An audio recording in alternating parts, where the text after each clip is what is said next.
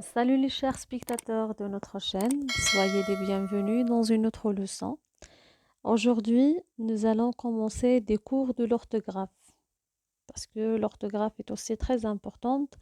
Donc voilà, aujourd'hui nous allons parler un peu des homophones grammaticaux et nous allons donc travailler juste sur un exemple. Alors, qu'est-ce que ça veut dire les homophones grammaticaux? Ce sont des mots qui se prononcent de la même manière mais dont l'orthographe et le sens sont différents. Par exemple, ou et ou. Donc, ils ont la même prononciation, mais l'orthographe, c'est que la deuxième, elle est écrite avec un accent grave, plus le sens du mot, elle est très différent. Donc, nous allons voir le sens de chacun de ces mots-là. Alors, on distingue ou de ou, la conjonction de coordination ou s'écrit sans action et peut être remplacé par ou bien, c'est-à-dire c'est un synonyme. Donc ou sans accent, c'est un synonyme de ou bien. Elle exprime une idée d'alternative entre plusieurs choses, c'est-à-dire elle exprime le choix entre plusieurs choses. Par exemple,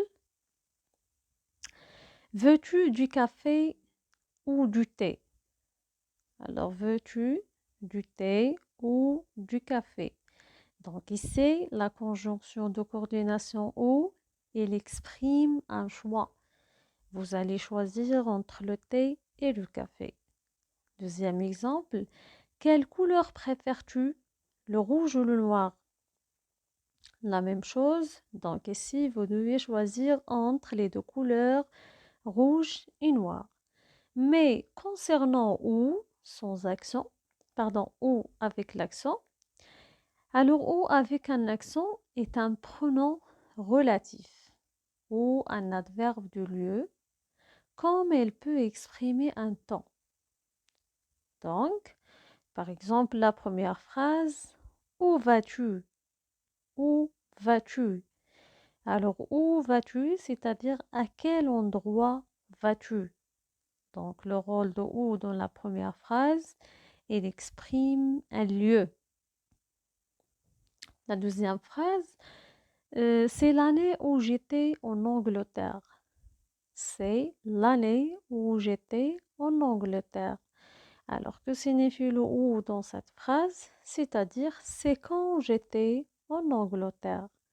C'est quand j'étais en Angleterre. Ici, le où exprime un temps. Et voilà, c'est tout ce que je peux dire à propos des homophones grammaticaux et ou. Comme d'habitude, un exercice à faire. Qu'est-ce que vous allez faire? Vous allez terminer les phrases par ou avec l'accent, c'est-à-dire qui exprime qui exprime le lieu ou bien le temps, et ou sans accent, la conjonction de coordination. Alors, comment tu l'appelleras? Vector ou Félix? Alors cet accent-là, est-ce qu'on va l'ajouter sur le i ou non? C'est là où je l'ai rencontré. C'est là où je l'ai rencontré. La troisième phrase, d'où vient-il? Je ne le connais pas.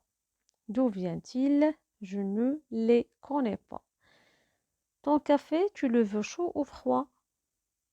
Et la dernière phrase, où vais-je te déposer Lady? À la gare ou au stade? Alors, donc, si vous avez fait attention, même si j'ai lu les phrases avec le ou, mais c'est à vous de savoir est-ce que c'est ou sans accent ou bien ou avec l'accent. Donc, essayez de faire l'exercice et à une autre séance, Inch'Allah. Donc, nous allons travailler après les deux homophones grammaticaux a et a. La préposition a avec l'accent et l'auxiliaire avoir sans accent. À la prochaine.